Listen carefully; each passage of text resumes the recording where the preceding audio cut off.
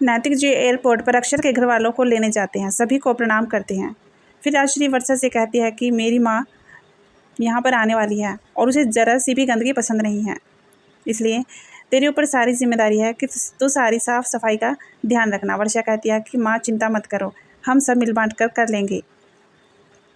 फिर अक्षरा के घर नए महाराज जी आते हैं। अक्षरा की माँ उनसे सारी बातें समझा देती हैं, कहती हैं कि मेरी माँ के लिए बर्तन भी अलग से होने चाहिए और जब भी रसोई में काम करो तीनों टाइम तुम्हें नहाना पड़ेगा और गंगा जल सारे घर में छिड़कना पड़ेगा। फिर सभी मेहमान अक्षरा के घर पहुंच जाते हैं, लेकिन राजश्री अपनी माँ का इंतज़ार करती है जो उसे उन सभी मेहमानों में दिखाई नहीं देती हैं। अक्षरा सभी को प्रणाम करती है और अक्षरा की नानी सीधे सिंघानिया हाउस पहुंच जाती है, वो भी गलती से। मोहित अक्षरा की नानी को सिंघानिया हाउस लेकर जाता है और उसके साथ हंसी मजाक करता रहता है। कहता है कि नानी आप तो बहुत खतरनाक हैं।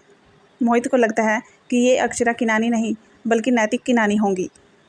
जब उसे घर लेकर जाता है, अक्षरा की नानी कहती है कि ये घर तो मेरी बेटी का नहीं है, शायद नया ले लिया होगा।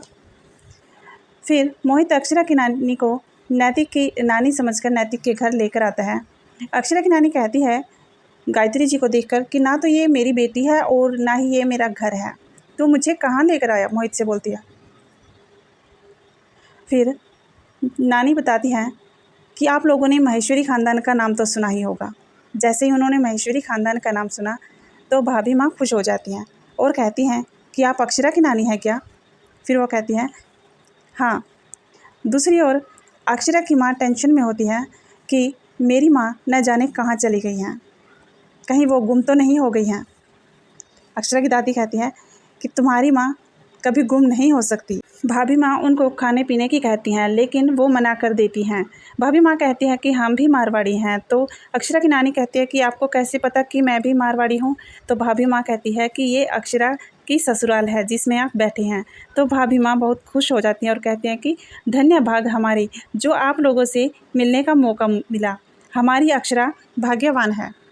फिर वहाँ पर दादाजी और राजशेखर जी आते हैं, उन्हें प्रणाम करते हैं। भाभी माँ कहती हैं कि ये अक्षरा की नानी जी हैं। तो फिर दादाजी उन्हें खाने पीने की जिद करते हैं, कहते हैं कि आप हमारे मेहमान हो और मेहमानों को हम इस तरह नहीं जाने देते। लेकिन अक्षरा की नानी कहती है कि मैं जब तक जिंदा हूँ लड़की के घर का पानी भी नहीं पीऊँगी। फिर नंदिनी अक्षरा के घर फ़ोन कर देती है कि यहाँ पर अक्षरा की नानी आई हुई है। तब जाकर राजश्री की टेंशन खत्म होती है। फिर सभी एक जगह इकट्ठे हो जाते हैं और नैतिक को देखकर अक्षरा की नानी बहुत खुश हो जाती है। जैसे ही नैतिक उनके पैरों को छूने लगते हैं लेकिन वो मना कर देती है